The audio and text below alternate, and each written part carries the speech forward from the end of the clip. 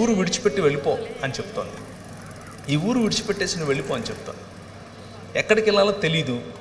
మా అమ్మకు చెప్పి వెళ్తున్నాను తిరుపతికి అని చెప్పి, మా ఊరు కడప, బ్యాగ్ తీసుకుని బస్ స్టాండ్కి వచ్చాను. తిరుపతి టికెట్ కొనబోయి హైదరాబాద్ టికెట్ కొన్నాను. ఎందుకు కొన్నానో కూడా తెలియదు. హైదరాబాద్లో ఎవరున్నారో తెలియదు. తర్వాత ఏదో తెలుసుకున్నాం. ఈరోజు ఫోన్లు ఉండేవి, ఆ రోజుల్లో ఫోన్లు ఉండేవి కావు. హైదరాబాద్లో దిగిన తర్వాత ఫలానా చోట ఫలానా వాళ్ళు మా ఊరోళ్ళకి సంబంధించిన వాళ్ళు ఉన్నారని తెలుసుకుని ఆ రూమ్కి వెళ్ళి అక్కడ ఉండి చదువుకోవటం మొదలుపెట్టాను. తండ్రి లేకపోతే ఎలాంటి జీవితం ఉంటుందో చెప్తున్నాను మీకు. కానీ 5 రకాలైన క్వాలిటీస్ మీ ముందు ఉంచాను. ఆయన తండ్రిగాను, భర్తగాను, ప్రియుడిగాను, కాపరిగాను మరియు రాజుగాను మన మధ్యకు వచ్చాడు అని చెప్పాను. నా జీవితంలో తండ్రిగా వచ్చాడు. నా జీవితంలో దాదాపు 18-19 సంవత్సరాలున్న నేను, నూనూగు మీసాలు, లేత టీనేజ్ ప్రాయం, ఆ ప్రాయంలో ప్రభు నా దగ్గరికి వచ్చాడు. ప్రభు నాతో మాట్లాడాడు. నువ్వు ఈ లోకానికి వెలుగువు అని చెప్పాడు. తండ్రి ఇలా మాట్లాడతాడు బిడ్డల పట్ల, పిల్లల పట్ల. ఏం చెప్తాడో తెలుసా? అరే నువ్వు అచ్చం నాలాగే ఉన్నావురా అంటాడు. అచ్చం మిమ్మలా ఉన్నావురా అంటాడు. అచ్చం మా నాన్నలాగా ఉన్నావురా అంటాడు. మన పరలోక తండ్రి కూడా అలాగే అంటున్నాడు. You are in the image of God. నువ్వు దేవుని స్వరూపం, నువ్వు దేవుని పోలిక. ఎందుకంటే ఆయన నీ కన్న తండ్రి. నీ పట్ల, నీ దగ్గరికి కన్న తండ్రి ఈ మాటలు తీసుకొని వస్తున్నాడు.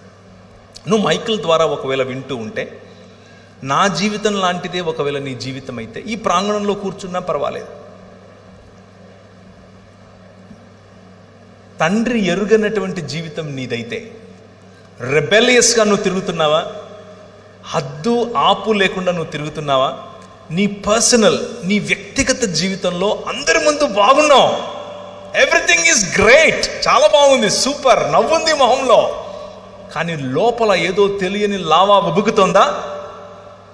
లోపల ఏదో తెలియని ఒంటరితనం ఉందా? నన్ను కూడా ఇలా కౌగిలించుకుని ఒకరు ముద్దాడితే ఇంత బాగుంటుంది అన్న ఫీలింగ్లో నువ్వు ఉన్నావా? అమ్మాయిలైనా అబ్బాయిలైనా, మీ వయసు 50 అయినా 20 అయినా, అందరిలో ఉండే ఫీలింగ్ ఇది. తండ్రి, మా నాన్న కావాలి. మా నాన్న మాట్లాడితే ఎలా ఉంటుంది? మా నాన్న నన్ను టచ్ చేస్తే ఎంత బాగుండేది? మా నాన్న నన్ను కౌగిలించుకుంటే ఎలా బాగుండేది? ఈ పరలోకపు తండ్రి ఈరోజు రాత్రి నీతో మాట్లాడుతున్నాడు. I am your father. నేనే నీ తండ్రిని. I'm there for you. నేను నీకోసం ఉన్నాను. నువ్వంటే నాకు ఎంత ముద్దో తెలుసా? నిన్ను చూడకుండా ఒక్కరోజు కూడా ఉండలేను నేను. నువ్వు మాట్లాడుతుంటే నాకు అదేదో వైలెన్స్ వచ్చినట్లుంటుంది. That's how your god feels about you. నీ పట్ల నీ తండ్రికి ఉండేటటువంటి హృదయం ఇది. ఎంతగా నిన్ను ప్రేమిస్తాడంటే నీ తండ్రి, నీ కోసం చచ్చిపోయేంతగా చెబుతారు ఈ లోకంలో ఉన్న తండ్రులు. కానీ మా నాన్న చేసి చూపించాడు. వచ్చి మనందరినీ మళ్ళీ ఒక్క కుటుంబంగా చేయటం కోసం తన శరీరాన్ని విరిచాడు. రూపాంతరము చెందించటం కోసం రూపురేఖలు లేకుండా పోయాడు. అయితే ఆ రూపాంతరము కేవలం అనుభవంగా ఆగిపోకూడదు. ఆ రూపాంతరము, తండ్రిగా వచ్చినటువంటి ఈ దేవుని యొక్క రూపాంతర చరిత్ర కేవలం అనుభవంతో ఆగిపోవడానికి వీల్లేదు. దానికి ఒక మనుగడు ఉండాలి, దానికి ఒక చరిత్ర ఉండాలి, దానికి ఒక భవిష్యత్తు ఉండాలి, ఎప్పటికీ సమసిపోయినటువంటి భవిష్యత్తు ఉండాలి. ఆయన తన శరీరాన్ని నాటాడు. ఒక విత్తనము వలె విరిగాడు. ఒక విత్తనము వలె ఆయన పగిలాడు. దున్నబడినటువంటి ఆయన శరీరం నాటబడిన తర్వాత 3 రోజులైన తర్వాత, 2 దినములైన తర్వాత 3వ దినమున యెహోవా సముఖమందు మనము జీవించినట్లు ఆయన మరణాన్ని చంపి తిరిగి లేచాడు. That is your father. మీ నాన్న అది. మీ నాయన మరణానికి లోనయ్యేవాడు కాదు. మీ నాయన మరణాన్ని చంపినవాడు. చంపి తిరిగి లేచాడు. 3 దినములైన తరువాత, హోషేయ గ్రంథం 6వ అధ్యాయం 2వ వచనం. హోషేయ గ్రంథం 6వ అధ్యాయం 2వ వచనం. 2 దినములైన తరువాత ఆయన మనలను బ్రతికించును, మనం ఆయన సముఖమందు బ్రతుకున్నట్లు 3వ దినమున ఆయన మనలను స్థిరపరచును. ఈ తండ్రి హృదయం ఏమిటి అని అంటే, మీ నాయన హృదయం ఏమిటో అంటే, కేవలం రూపాంతరము అన్నది ఒక అనుభవంగా ఆపటం కాదు. ఈ మరణాన్ని చంపి నూతన సృష్టిగా నిన్ను మలచటం.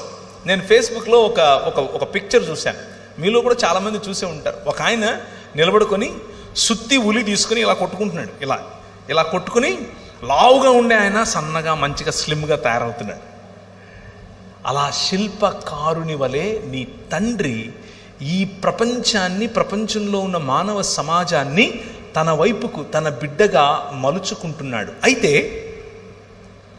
దేవుణ్ణి తిరస్కరించడం కారణంగా మనం సంపాదించుకున్నటువంటి మరణం, దేవునితో ఎడబాటు, ఈ ప్రపంచంలో దేనికి గ్యారంటీ లేదు, దానికి మాత్రమే ఉంది. మరణం తప్పదు ప్రతి ఒక్కరికి, నీకైనా నాకైనా, మనకంటే ముందు పోయిన వారికైనా మన తరువాత పోయేవారికైనా. మరణం తథ్యం. మరణం, death is the only guarantee in this world. దాన్ని మించిన గ్యారంటీ ఏది లేదు. కానీ దానికంటే బెటర్ గ్యారంటీ ఇంకొకటి ఉంది.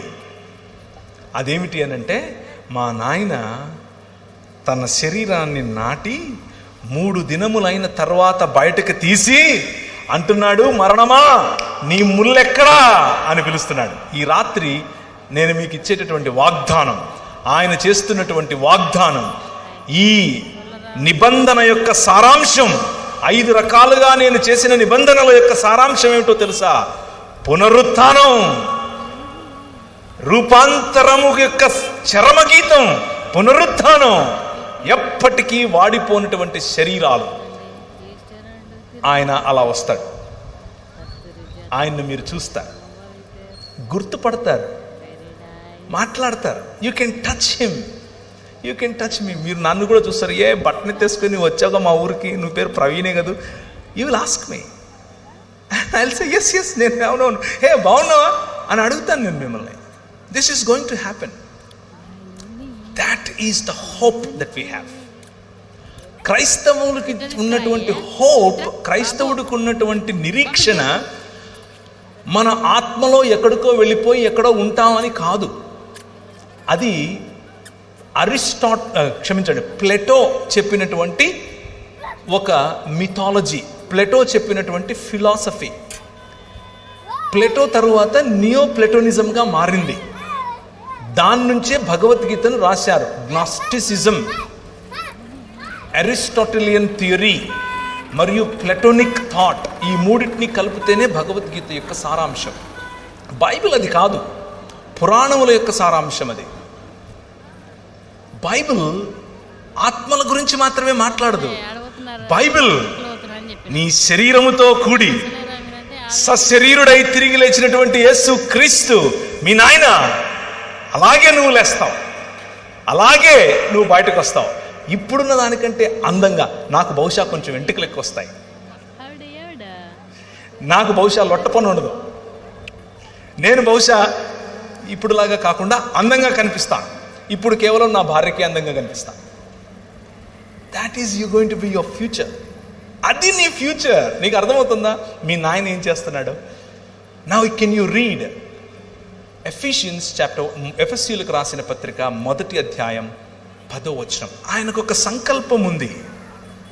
ఆ సంకల్పాన్ని మీకు గుర్తు చేయాలనుకుంటున్నాను. మీ నాన్న ఏం చేస్తున్నాడు అనేది మీకు గుర్తు చేసి ముగిస్తాను. ఆయన ఏం చేస్తున్నాడు అనంటే, చదవండి.